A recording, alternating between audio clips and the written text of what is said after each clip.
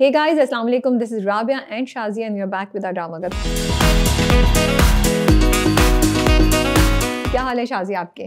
वालेकुम अस्सलाम, बिल्कुल ठीक ठाक राबिया, आप बताइए। सही, सर्दी एंजॉय कर रहे हैं, अल्लाह का शुक्र, बड़ा मज़ा आ रहा है। सर्दी है एक्चुअली, बाहर निकलते हुए हवा लगती है और आप ठठर रहे होते हैं और वही चीज़ें कि कपड़े सही वाले सर्दी वाले पहनने नहीं है, शोर मचा मचा के कोई पतली सी शॉल लपेट के फिर कहना सर्दी लग रही है, भाई आप कॉफी का आपका जो कंजम्पशन है वो बढ़ चुका है अभी या वही है? बजट रखा हुआ है उसके लिए? नहीं, मेरा कॉफ़ी का कंजम्पशन नहीं बढ़ता, मेरा वही रहता है, मेरा नहीं है। तो आप मुझे मिस नहीं कर रही? क्योंकि जब मैं ऑफिस आती थी तो मैं आपके लिए कभी कभी कॉफी लेकर आती थी या मैं मैसेज करती थी कि राबिया मैं कॉफी ले रही हूँ, आपके लिए भी ले लो। शादिया मैं आपको बहुत मिस कर रही हूँ। इट्स नॉट जस्ट कॉफ़ी, आप उसके अलावा स्नैक्स भी लेकर आती थी, आप पॉजिटिविटी भी लेकर आती थी और आप सबसे बेस्ट बात ये थी कि शाजिया ओवर द टाइम हर कोई अपनी एक इक्वेशन बना लेता है, तो आई थिंक मैंने और शाजिया ने भी अपनी इक्वेशन बना ली है। शाजिया आती थी कि देखती थी कि अच्छा आज जो है ना बहुत स्ट्रेस वाला दिन है या राबिया का मूड नहीं हुआ है, तो शाजिया ना बिल्कुल इंटरफेयर नहीं करती थी। एक दफ़ा पूछेगी करेगी, फिर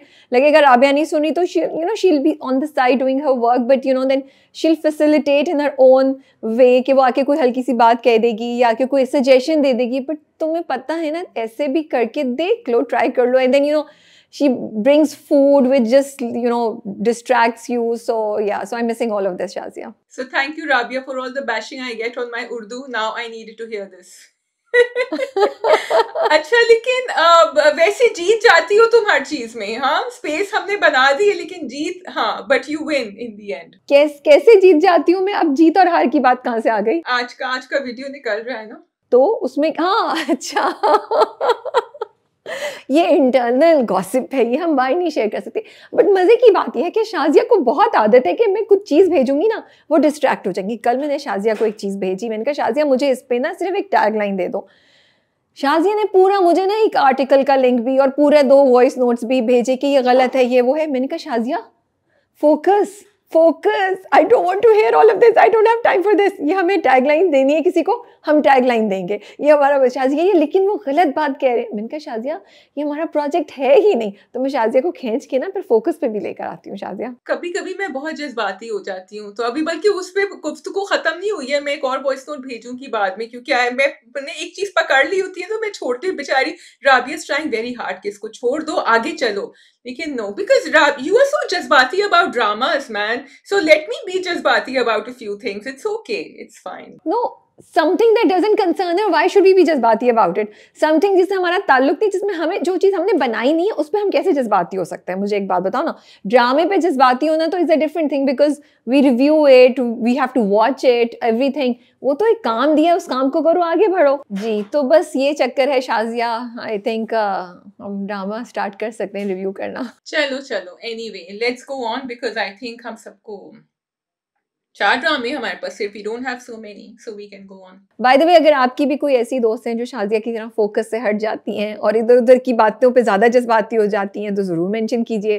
अगर आपकी ही कोई दोस्त है मेरी तरह जो आपको रियलिटी चेक्स देती रहती हैं और बताती रहती हैं नहीं इस पे फोकस करना है, तो तब भी आप कमेंट कर सकते हैं। I think that's all. और हमारे पास आज गैर है, दुनियापुर है, बिस्मिल है, ए इश्क जनू है, आई होप मैंने सही नाम लिया है, एंड शार्क टैंक। जी, आपने बिल्कुल सही नाम लिया है Rabia, very good for all the 4 dramas you mention and shark tank. So what shall we begin with?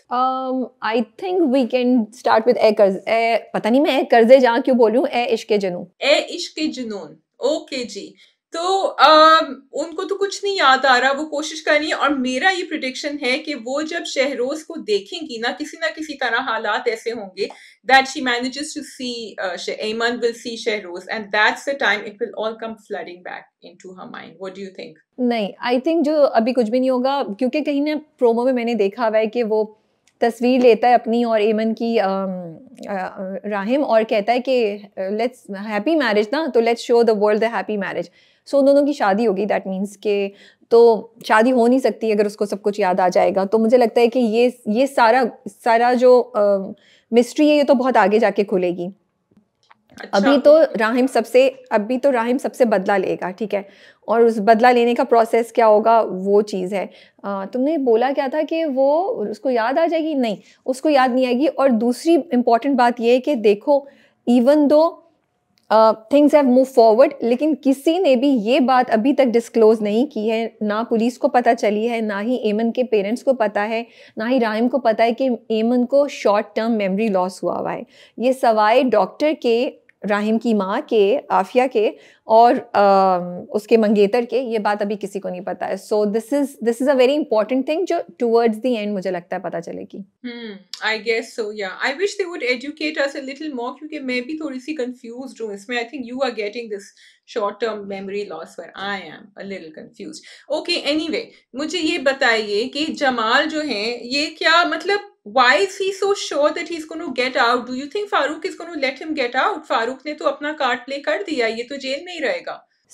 उसने बता दिया ना कि उसने एतराफ़ जुर्म कर लिया, तो शायद उसकी जो टाइम है वो कम हो जाए, plus 5 crore is a big amount जिसके लिए वो सफ़र करने के लिए तैयार होगा. मुझे नहीं लगता उसे फ़र्क पड़ता है कि वो 1 साल जेल में, क्योंकि ये शॉर्टकट मनी है ना, उसको शॉर्ट उसको 5 करोड़ मिल रहे हैं, और हो सकता है कुछ टेक्निकलिटी हो जिसकी बेसिस पे वो बच जाए. और टेक्निकलिटी अगर है भी तो मैं कंफ्यूज इसमें थी कि उसने अपनी प्रेस कॉन्फ्रेंस में ये क्यों कहा कि उसने उसकी जान लेने की कोशिश की थी. He could have said that he struck her, कुछ उसको मारा और उसको गलती से ज्यादा चोट लग गई. Because I am not a lawyer Rabia, but from what I understand है, जब आप कहें कि आप इंटेंट टू मर्डर है तो आपके ऊपर तो ज्यादा वो पनिशमेंट आपको मिलेगी. शायद वो उसकी मेंटल इंस्टेबिलिटी दिखा रहे हूँ, that he is a jealous guy और समथिंग, इसलिए उसने किया समथिंग लाइक दैट.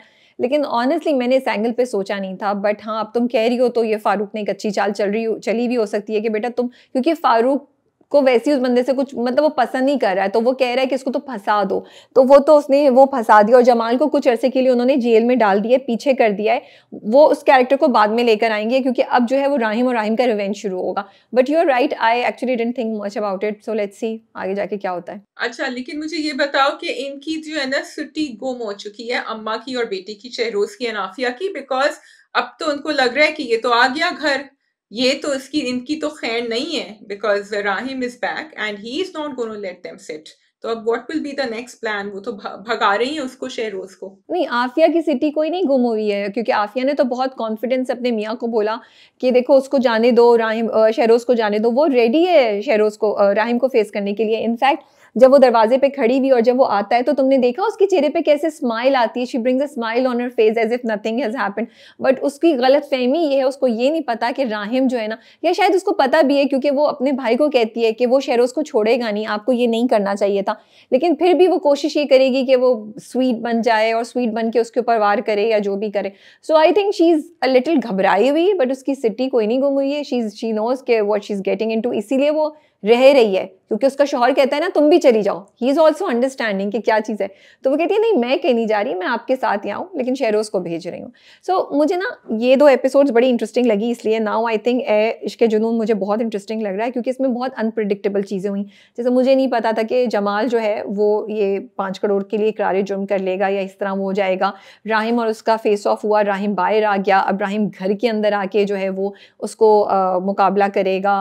तो ये जो चीज़ें जो मैं एक्सपेक्ट नहीं करी थी वो हो रही हैं, तो जिसकी वजह से कहानी बहुत इंटरेस्टिंग हो गई है, यू नो. अच्छा, पता है वो जो कॉन्वर्सेशन थी ना बिटवीन आफिया एंड उनके अब्बा, आई स्टिल फील, मुझे फिर भी लग रहा है कि आफिया प्रिटेंड कर रही है ऊपर से. आई फील इनको एक्चुअली डर लगा हुआ है. That's why she called Farooq and said कि मुझे तो बता देना चाहिए था what you were planning to do, blah blah blah. तो मुझे लग रहा है anyway, going back to that conversation, कि Rahim's father seems to know more, जिस तरह वो बिहेव कर रहे थे अभी, because he didn't tell Afia and Shahroz anything. पहले उन्होंने जब न्यूज पे देखा कि क्या हुआ है, उनका रिएक्शन ही नहीं था. So he was in on everything. मुझे लगता है देयर इज अ कॉन्वर्सेशन, और they should show a conversation between Farooq and Rahim's father, जो हो चुकी है अली नवाज के बीच में, जो हमें नहीं पता, क्योंकि मुझे लग रहा है he knows Afia is behind this and he has some proof. जिस तरह उन्होंने बिहेव किया ना कमरे में, did you feel that too? मुझे ये नहीं लगता कि उसके पास प्रूफ है. आई थिंक उसको आफिया की रियलिटी बहुत अरसे से पता है, तो उसको ये पता है कि आफिया किस चीज़ के लिए केपेबल है या नहीं है. मेरे लिए उन्होंने जो पिछले एपिसोड्स में दिखाया था अली नवाज का फारूक को ये कहना कि तुम्हें बचा लो, वो मेरे लिए काफ़ी था. वो बात हो गई. मुझे नहीं लगता कोई और कॉन्वर्सेशन की ज़रूरत है या वो दिखाएंगे. हाँ, आफिया जो चीज़ मुझे कंफ्यूज करती है वो ये कि पहले अली नवाज ने कम्प्लीटली राहिम पे के अगेंस्ट बिलीव कर लिया था। अब जो उनका चेंज हुआ है वो just because he met his friend, वहाँ पे उन्होंने देखा और कंपनी वालों ने राहिम को हटा दिया सीईओ की पोजीशन से, तो उनके दिल पे कुछ हो गया and everything. That doesn't make sense to me. अभी जो हो रहा है I am quite okay with it and I am actually looking forward to कि अब राहिम क्या करेगा, कैसे रिवेंज लेगा। How are they going to get to the point where Ayman and Rahim are going to marry each other? I'm very interested to know that, क्योंकि अभी इतनी सारी चीजें एक साथ हो गई हैं। Rabia Jamal has gone to jail, वो बाहर चली गई है उनकी मंगेतर, एंड राहिम जो है वो घर आ चुका है। राहिम फारूक से बात नहीं कर रहा, अब्बा जो है वो पलट चुके हैं। अब ये दोनों एक साथ कैसे होंगे? So the story is really keeping me गेसिंग। ये मुझे भी नहीं पता, क्योंकि या तो एमन उससे भी बदला लेने के लिए शादी करेगी, एमन भी कहेगी कि अच्छा इस तरह नहीं तो मैं ऐसे बदला लूंगी, या पैसों का कुछ चक्कर होगा जिसकी वजह से हो सकता है। आई ऑल्सो डोंट नो कि एग्जैक्टली क्या होगा, लेकिन यही क्यूरोसिटी है जिसकी वजह से हम ड्रामा देखते रहेंगे और देख रहे हैं। इंटरेस्टिंग चीज़ें मुझे ये लग रही हैं कि जो माहीन के अब्बा हैं ना, जो अली नवाज़ के दोस्त हैं, जब वो पूरी कॉन्वर्सेशन देखते हैं तो वो भी मुस्कुराते हैं, तो उन्हें भी समझ आ गई है कि राहिम को बचाने के लिए फारूक ने ये सब कुछ किया है। तो ये पहले मैं सोच रही थी क्यों मुस्कुरा रहे हैं ना, कि क्या नाउ इज़ ही हैप्पी कि बच गए हैं राहिम और राहिम के ऊपर इल्ज़ाम गलत हो गया है। और देन आई थॉट नहीं, इनकी ये जो स्माइल है ना, ये बड़ी कनिंग किस्म की है। So now he also knows कि अच्छा ये तो इन्होंने चाल चली है राहिम को निकलवाने के लिए। तो माहीन वाला किस्सा तो वहाँ से साफ नहीं हुआ, वो तो अब इनफैक्ट बिकॉज उनको इतना ज़्यादा दिखा रहे हैं, मुझे लगता है इनका आगे जाके क्या रोल होगा राहिम को और ज़्यादा दबाने में या पूरी स्टोरी को ख़राब करने में। हाँ, because now he's convinced that Rahim is the culprit, you see, तो इसलिए he thinks कि इसको तो पे ऑफ कर दिया गया है। राहिम जो है वो आई थॉट कि वो बैठेगा टैक्सी, उनकी गाड़ी में बैठेगा और वो बात करेगा फारूक से कि भाई आपने क्यों किया, but he doesn't want to talk to him. Rahim has had enough, वो तो टैक्सी पकड़ के सीधा घर गया। मुझे एक्चुअली बहुत इंटरेस्टिंग लगा और उन्होंने वहाँ पॉज दिया कि राहिम बैठेगा या नहीं बैठेगा। हम भी यही सोच रहे थे कि ये जाएगा नहीं जाएगा, क्योंकि फारूक ने तो उसकी जान बचा ली है। बट आई थिंक राहिम को उन्होंने ना एक बहुत अच्छा इंसान दिखाया है जो हक के लिए बात करता है, ठीक है। तो उसको हो रहा है कि क्योंकि वो बहुत हैरान था, उसने कहा ये जमाल क्या कर रहा है यहाँ पे, उसके तो वो समझा शायद शहरोज को लेकर आया। तो मुझे लगता है राहिम के दो शिकवे हैं, एक तो ये कि वो कह रहा है कि आपने ठीक है मुझे बचाया, लेकिन आपने असल कल्प्रिट शहरोज को तो अभी भी रहने दिया, तुमने शहरोज को तो फिर भी नहीं पकड़ा। आफिया सब लोगों के जहन में तो मैं भी अभी तक हूँ ना, जो रियलिटी जानते हैं या नहीं जानते। तो ये उसको एक शिकवा है। दूसरा, because he is shown to be a good guy, he is like आपने एक दूसरे इंसान को मेरी जगह कर दिया, लेकिन क्योंकि वो जमाल को इतना पसंद नहीं करता और उसकी अपनी ऊपर आफत आई हुई है, तो आई थिंक वो इसलिए खामोश हो।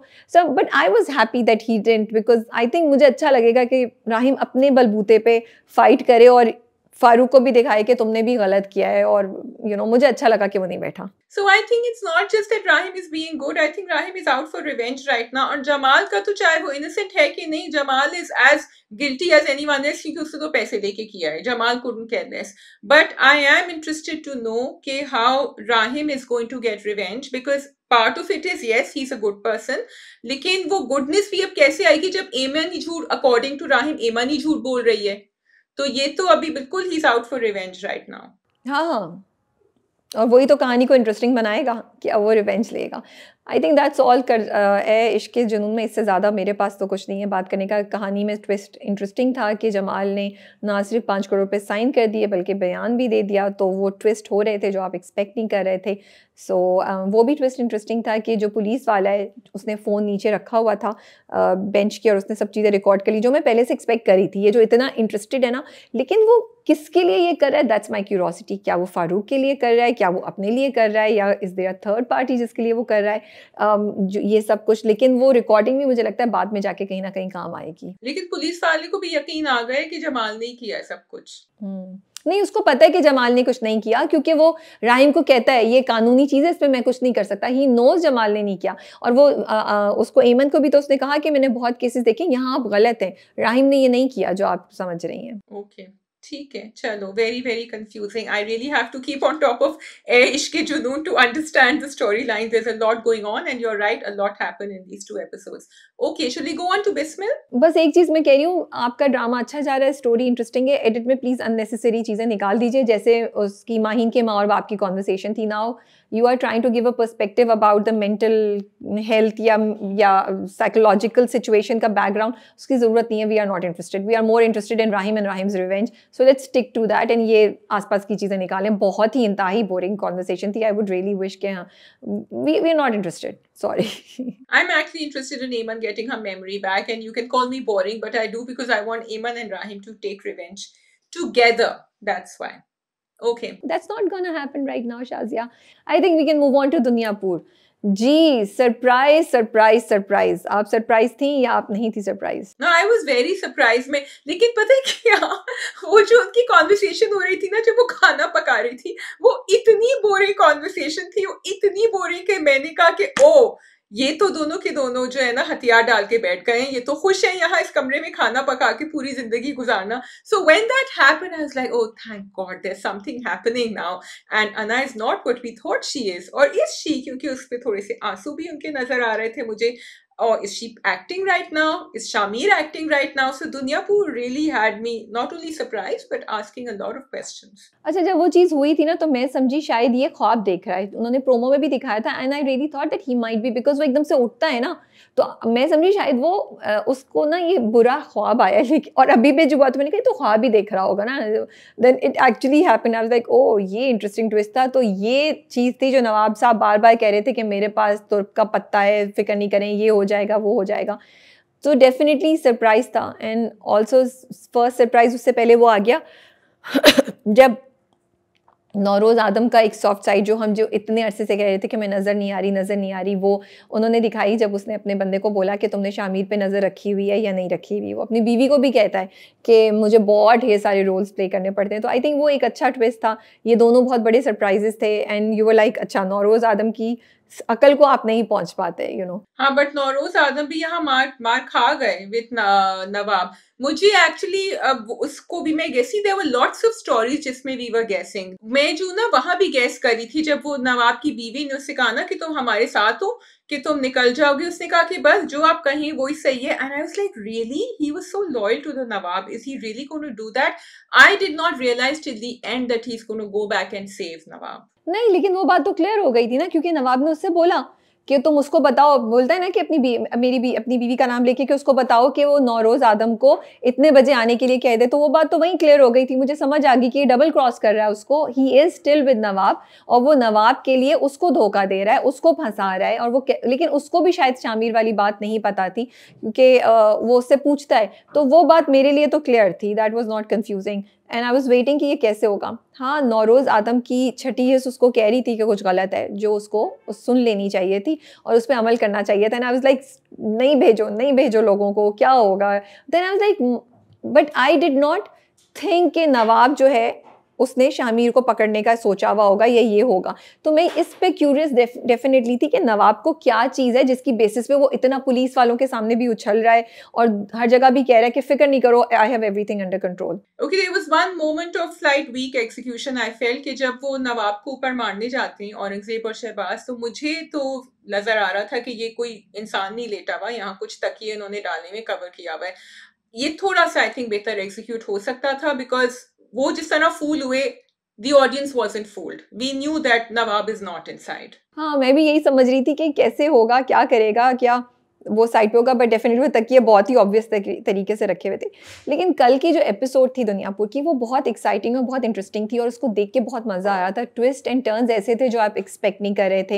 एंड आई थिंक जिस तरीके से इवेंट्स भी हो रहे थे, एक पेस बहुत तेज़ थी, क्योंकि अभी एक चीज़ होती थी तो आप कहते तो you were getting used to that thing, तो एक नई चीज़ हो जाती थी, आप उसके आदी होते थे और एक सवाल आपके जहन में आता था तो तीसरी चीज़ हो जाती थी. जैसे कि जो मीर हसन है, उसको जो कॉल गई और उसको धमकी दी कि जाओ फौरन जाओ, फिर वो आके बात करता है. वो पूरी कॉन्वर्सेशन भी बड़ी इंटरेस्टिंग थी कि अच्छा अब मीर हसन से क्या बात करेगा, मीर हसन क्या रोल प्ले करेगा, यू नो, नौरोज़ आदम के लिए एंड एवरीथिंग. सो वो the drama kept you hooked and engaged through out the episode, you know. तो मुझे कल की एपिसोड एक्चुअली बहुत मजे की लगी, बहुत इंटरेस्टिंग लगी और थोड़ा डर भी लग रहा था कि अब बेचारे शामिर के साथ क्या होगा. एपिसोड इंटरेस्टिंग थी, but again I have to say, and this time I will use Rabia's term with apologies, कि मीर हसन बेचारे को बार बार आप उभारने की कोशिश करते हैं. अब इतना मुश्किल काम उस बेचारे को, मैं उसको बेचारे कहूंगी, दे दिया कि तुम जाके शामिर को निकाल के आओ वहां से. इतने सारे गनमैन, ना उसके पास कोई पुलिस फौज, ना पुलिस वाले उसकी बात सुनते. वो बेचारा अकेला आदमी अपनी जान बचा के निकला है, वो कैसे जाके बचाएगा शामिर को. Again they are placing him in this position to fail, and if they're going to make him succeed, then you have to build up that character in a way that I will believe Mir Hassan can do this, which I don't believe right now. तुमने अगर promo देखा तो वो नहीं करेगा, वो आके बता देता है कि इन 2 लोगों की जानों के बदले उनको एक जान चाहिए, जो नौरोज आदम की जान है बेसिकली।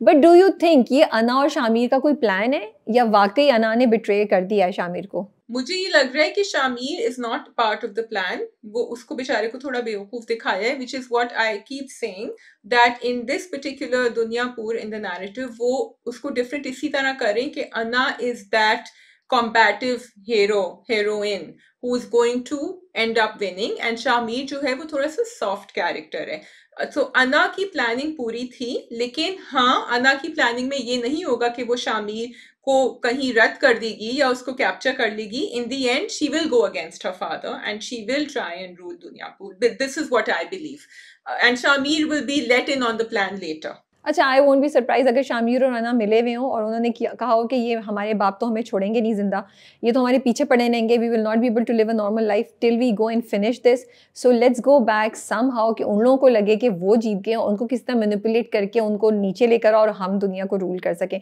हो सकता है ये शामिर इस प्लान में हो। मुझे ये भी लगा एक पॉइंट पे जब अना ने ये किया, क्योंकि अना ने बिट्रे कर दिया तो अब आपका दिमाग हर जगह जा रहा है कि क्या शामिर भी ऐसा ही तो कुछ नहीं प्लान कर रहा था, क्योंकि नौरोज को पता है कि शामिर कहाँ है और वो भी कर रहा है। ये क्या शामिर और नौरोज की प्लानिंग है कि इसके बहाने नवाब बाहर आए और फिर वो नवाब को पकड़े, क्योंकि नवाब मिल नहीं रहा था। बट हमने ये भी देखा है कि एक सीन आएगा जिसमें नौरोज आदम को बांधा हुआ है, नवाब उसको कट करने की कोशिश कर रहा है। So lot of theories go in your mind and then you remember the promo। so ये तो डेफिनेटली बात है कि ड्रामे ने आपको अब पकड़ लिया और आप इस पॉइंट पे आप बोर नहीं हो रहे। ड्रामा आपको रिलैक्स नहीं करने दे रहा। मैं तो थक गई थी सारी थियरी सोच के कि अच्छा ये ऐसे भी हो सकता है या ऐसे भी हो सकता है। इज अना फॉर रियल और इज अना pretending? So yeah, but it is interesting because this episode I think was needed, Rabia. This episode was needed for us to get our faith back in Dunyapur, at least for me, because a lot happened. और अना की आंख में हल्का सा आंसू भी था जब वो करती है। सो आई एम क्वेश्चनिंग कि व्हाट्स रियली हैपनिंग। एक चीज़ मैं कहना चाहूँगी, अना को भागे हुए 2 दिन हो गए ऑलमोस्ट, या कम से कम 24 घंटे तो हो गए हैं। तो अना का मेकअप किचन में टू द पॉइंट था। प्लीज़ उसको थोड़ा सा तो दिखा दें। कुछ तो कपड़े उसके चेंज हो जाते या कहीं से कुछ हो जाता है, शलवार कमीज उसने कहीं से ले ली होती है, या कम से कम मेकअप हिट जाता है, बाल हिट जाते, टू द पॉइंट, परफेक्ट बाल, perfect makeup. Sorry, it's difficult to relate and difficult to see this. ये मुझे एक चीज़ समझ नहीं आई। दूसरी एक चीज़ और भी थी जो मैं कहना चाहती थी। हाँ, वो जो पूरा सीन है, पूरा सीक्वेंस है जिसमें औरंगज़ेब की बेटी जो है वो कहती हैं कि मुझे अब शामिर को ढूंढने शहर जाना है। तो जिस तक वो लोग जा रहे होते हैं, औरंगज़ेब और वो जो किसाई का बेटा है, तो वो गाड़ी में आके बैठ जाती हैं। वो इतना वीकली एग्जीक्यूटेड था, लग रहा था वो कोई टॉय है जिन्होंने पकड़ा हुआ, और वो गन को ऐसे, वो गन उन्होंने सही तरह पकड़ी भी नहीं थी। मतलब आराम से उसको हाथ मारता उसका बाप तो गन गिरती और वो उसको रोक लेता, और वो इतनी, मतलब उसकी धमकी आ गई। सो प्लीज़, जब हम कर रहे हैं तो अगर आपके सपोर्टिंग कैरेक्टर्स भी हैं उनसे भी सही काम करवाइए, ताकि हम उस चीज़ को समझ सकें और इस चीज़ को फील कर सकें। अब वो शामिर के साथ इस वक्त बंद है, लेकिन क्योंकि वो इतना कोई वीकली एग्जीक्यूटेड सीन है, अब उसको कहाँ से लोकेशन मिल गई? वो रिक्शा लेके वो वहाँ से भागी है जहाँ पे नवाब छुपा हुआ है, वहाँ से वो नंगे पाँव भागी है, या चलो जूते पहने हुए थे, गन लेके वो भागी है। उसको रिक्शा कहाँ से मिला? कहाँ से अकेली लड़की? वो किधर है? ये these are too many loopholes, too many open threads which I felt that मत दिखाएं प्लीज़ आप, क्योंकि वो आपके बाकी स्टोरी और बाकी ट्रैक्स को अंडरमाइन कर रहा है। क्योंकि बाकी जगह इतना स्ट्रॉन्ग चल रहा है ड्रामा कि नौरोज़ आदम शामिर का सोच रहा है, मीर हसन आ गया है, ये हो गया वो गया, कि ये जो चीज़ें हैं वो आपकी कहानी को नीचे लेकर आती हैं, इस तरह के loop holes and open ends, you know. अच्छा, लेकिन एक्चुअली पता है राबिया, तुमने एनालिसिस बड़ा अच्छा किया है, लेकिन मैं उस कैरेक्टर में इंटरेस्टेड ही नहीं हूँ। सो अनफॉर्चुनेटली, या तो वो शायद डिटेल दिखाते तो मैं इंटरेस्टेड होती थोड़ा सा, तो वो थोड़ा सा मेरे लिए सही, या maybe now she is gonna come in the forefront. I did however like the small things they added, कि जब वो निकल रहे थे उस घर से तो उसने उसको कहा लैंडलॉर्ड को कि इधर आओ, एक्स्ट्रा पैसे सारे वापस करो, और तुमने बगैर पूछे सोचे समझे दे दिया किसी को घर, कुछ हम जैसे लोग भी निकल सकते हैं। So I like the little, you know, like sarcastic humor that Anna keeps bringing into her character. It's very light, but you really have to notice it, and she has that thing, and I hope they keep that going with her. Sorry Shazia, जिस तुम्हारी बात बिल्कुल सही है। Sorry, ये मुझे समझ नहीं पहले कौन सी बात बोलूँ, कि दो पॉइंट्स एक साथ जहन में आ रहे हैं। सॉरी, वो कोई इतना, मुझे जो सीन तुम कह रही हो तुम्हें अच्छा लगा, मुझे वो कोई इतना यूजलेस सीन लग रहा था। आई वाज लाइक, ये किस लिए ये क्यों दिखा रहे हैं, अना क्यों लैंडलॉर्ड के पीछे पड़ी है, like Ana is the head of Dunyapur, do you have time to get the money back, वो भी उस बंदे से जिसको तुम घसीट के लेके जा रही हो, like did not make sense completely into me, and मुझे लगा इतना कोई वेस्टेज है वो टाइम। और वो जो मैं औरंगजेब की बेटी की बात कर रही हूँ ना, वो इसलिए I am also not interested in that character, sadly आपने वो कैरेक्टर ऐसा बनाया, that's why I don't want to watch it ना। एक तो मेरा टाइम वेस्ट हो रहा है, फिर वो इतना वीकली एग्जीक्यूटेड है, उस पर मुझे इरिटेशन हुई है कि ये देख रही हूँ मैं कि वो टॉय गन के साथ खेल रही है इतने एक्शन ओरिएंटेड ड्रामे में, तो इसलिए आपको तब चढ़ती है कि यार क्यों टाइम वेस्ट कर रहे हैं, हमारा आपकी अच्छी स्टोरी है, हमें मजा आ रहा है, इसको मत खराब करें। So that's all, I think we can move on to the next drama. We can move on to Bismil और गैर। I am okay, we can do Bismil. Okay ji, Bismil. Now, did you actually suspect that Mr. Sohaib was up to all this when what he's planning to do with Masuma? नहीं, I knew he is not gonna, उस ज़ोहेब की nature ऐसी नहीं है कि वो इस तरह की कुछ करे, और मुझे बहुत ये प्रिडिक्टेबल ट्रैक लग रहा था शुरू से, तो मुझे पता था कि जो वो कर रहा है उसका प्रायर कोई मोटिव है, लेकिन मुझे मोटिव समझ नहीं आ रहा था, क्योंकि मुझे लग रहा था कि इज़ इट लाइक, वो तो शुरू से मना करी थी, तुम उसके पीछे जा रहे थे, तो is it reason enough for you to now do this, कि वो तुम उसको फंसा रहे हो, या तुम अब लालची हो गए हो, तुम्हें दौलत चाहिए, तो तुम, वो भी नहीं आपने ज़ोहेब को दिखाया। लेकिन एंड में जब वो कहता है कि मैं आपकी माँ से कहता है कि मैं आपकी बेइज्जती नहीं भूला, तो फिर मुझे थोड़ा सा लगा, even though that is not justified also, because माँ भी कुछ कम टॉक्सिक नहीं थी। सो मुझे शुरू से पता था कि ये ड्रामा चल रहा है, लेकिन उसका मकसद समझ नहीं आ रहा था मुझे। ओके, मुझे प्रॉब्लम ये थी, ठीक है, I get it, number one, Sohaib is, you are right, he is not the kind of guy जो इस लेंथ पे जाएगा कुछ करने के लिए, neither was he the kind of guy जो extra marital affair करता। और मुझे प्रॉब्लम ये थी, अगर आप दिखा भी रहे हैं तो वो अपनी बीवी को तो कॉन्फिडेंस पे, क्योंकि जब वो अकेला था घर में और उसके लिए चाय लेकर आती है, तभी भी वो उसके साथ मिसबिहेव कर रहा था, he was being rude, so that is, if you're trying to confuse the audience, why are you confusing the character as well? मतलब उसकी बीवी तो समझ, उसको बिला वजह क्यों आप बदतमीजी दिखा रहे हैं, उसका जो भी, he can be nice to her, but throughout this episode he was really mean with his wife when he was alone with her also। तो ये बात थोड़ी सी to make us believe something is going on between Masuma and Sohaib didn't make sense to me। हाँ, but ये एक predictable track था, so I knew this is gonna happen, सो मैं कोई ज़्यादा उस पर मेरी सोच नहीं है।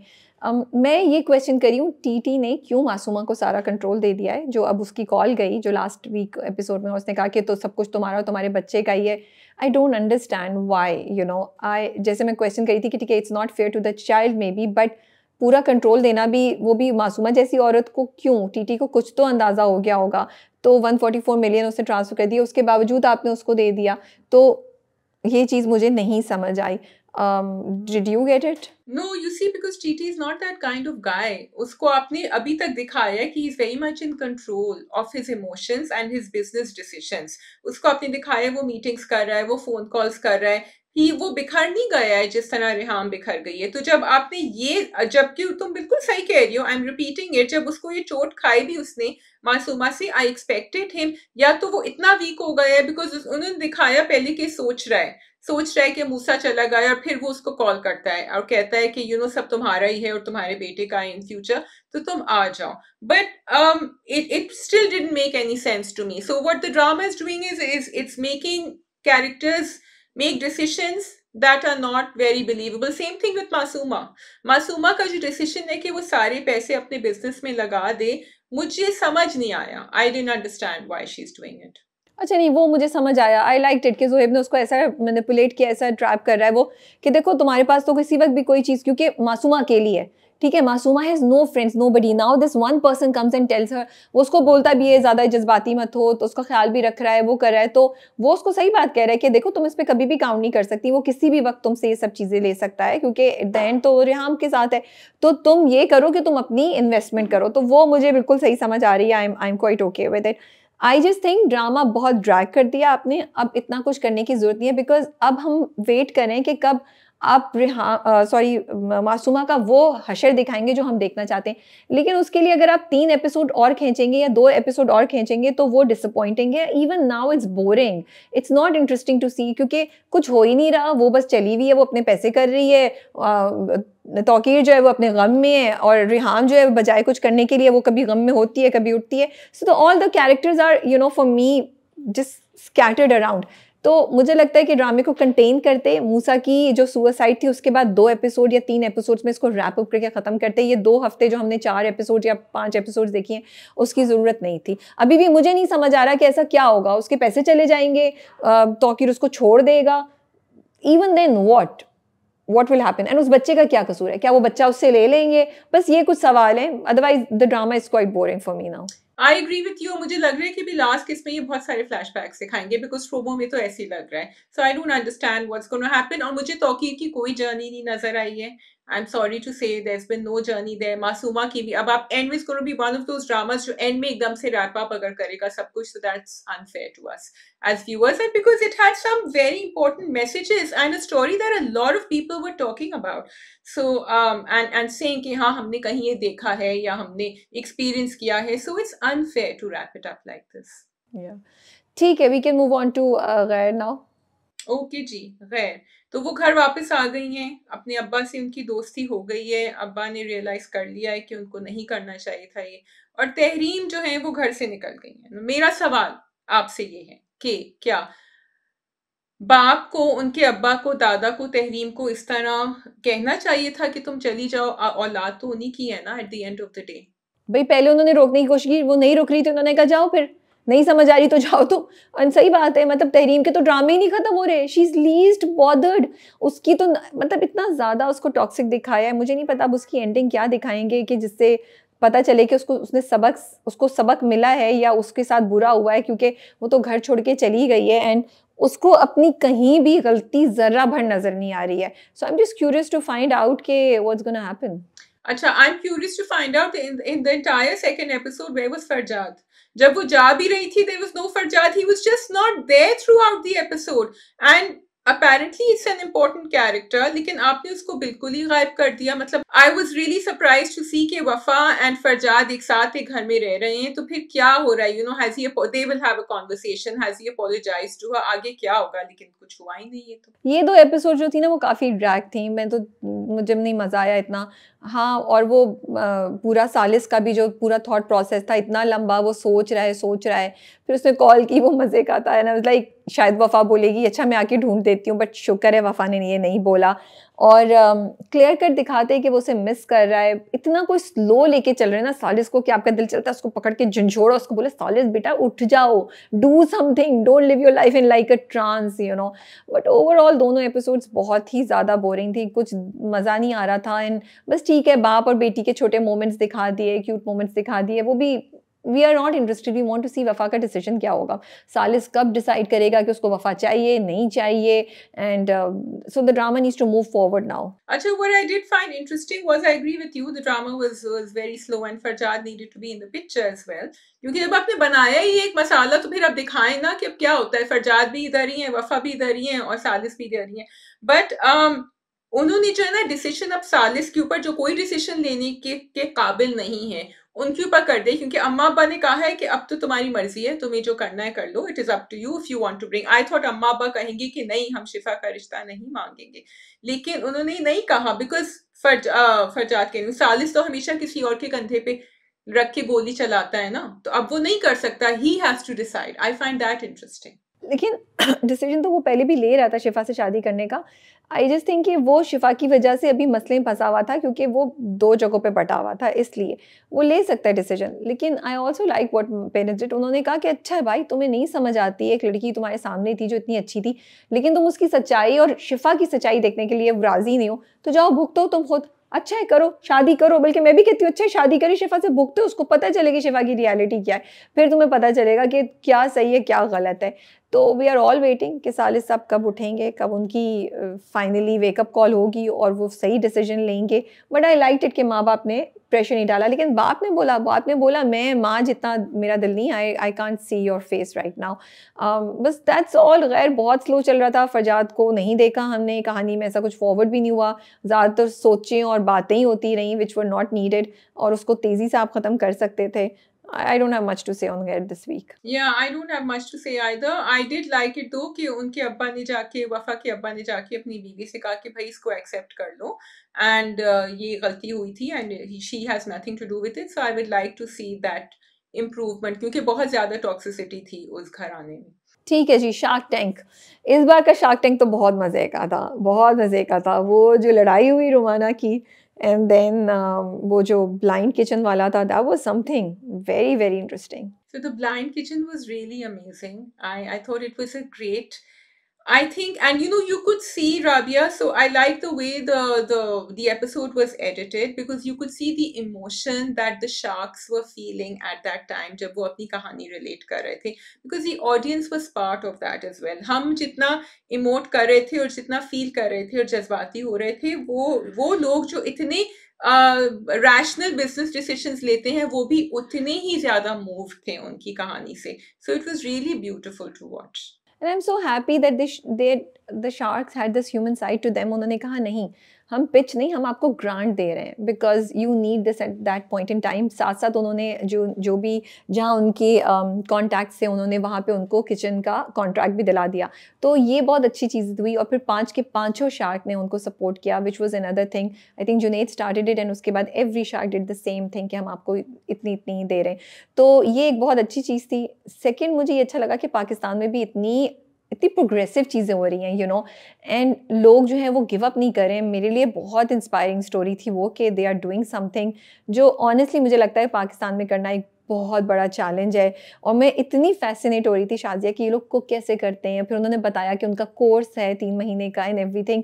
It was really really an inspiring and I opening story जिससे आपको होप मिल रही थी. And I fail very proud कि वो इतना अच्छा काम हो रहा है. You know what I really like was, again, I'm going back, I liked everything that you said, and it's true, I felt very proud, is कि Usman Javed is one shark who is really, वो बहुत ज़्यादा exacting है. वो हर चीज़ को अच्छी तरह नाप तोल के देखते हैं. He will not invest unless he doesn't, and when he does, he goes in full on. लेकिन जब भी इस तरह के कोई इनिशिएटिव होते हैं, वो पहले भी जो हमने देखा था शेरोज समीजा का, तो सबसे पहले he will come out. I mean it was Junaid this time, but he will, वो बड़े दिल खोल के उस वक्त देते हैं. And you can see that he is really moved, like he said, stand up and will give.